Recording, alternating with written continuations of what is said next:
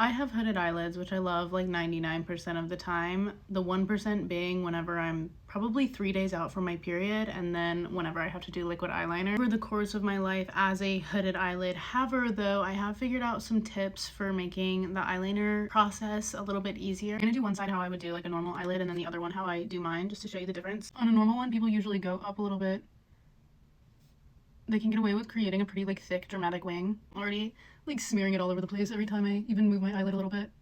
This is what I've got with my normal eyeliner. I have like a pretty rounded lid area, and then the wing goes up. This looks great if I'm like planning on looking at you like this all night, like looking like a mega bitch, but when I lower my eyelid, it's just not. This is making my hooded lid look so much worse because not only is the wing super wonky and not connected to the other half, it also like completely disappears what eyelid I do have. If you wanna fix this one and you wanna do like a thick wing and kind of fake it, I do that sometimes.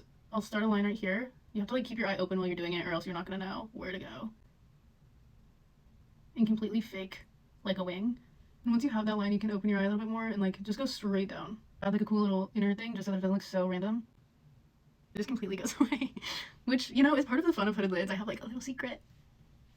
Just a normal wing, psych. But for an everyday wing with hooded lids, I always start with a brown shadow and give it like a smoky wing first with a angled brush. Everything about having a hooded lid is about like faking dimension, so I'm trying to bring my eye out a little bit, and also adding a brown like creates a little bit of a shadow for the liner to rest on so that the eyeliner isn't just like floating on your face. Don't go in with a ton of product on your little brush. I use the e.l.f. one. Remove most of it.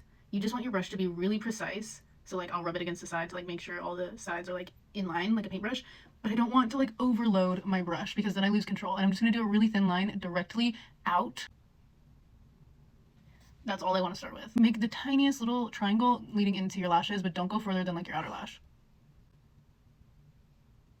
When you get into the lash area, I like bring it down just into the lashes because I'm not going to put any product on my lid right here. I'm not wearing foundation because I didn't really feel like it today, and I don't wear foundation super often in my normal life, and so I didn't want to start the precedent of like wearing foundation every single time I make one of these videos because like you guys don't know what my real skin looks like and I'm like scared. But if you were and you want to touch your face for stability, dip your fingers into your translucent powder and get them like super powdery before you touch your face, because that way you won't bring up any like product with your skin grease. Whenever I do my eye makeup, after I do my skin, I just douse my fingers in straight into my translucent powder. Okay, after I do that, I'm going to just start the inner corner, and I want that to also be a really thin line. And when I get to my tear duct here, I'm gonna make like the tiniest little triangle ever.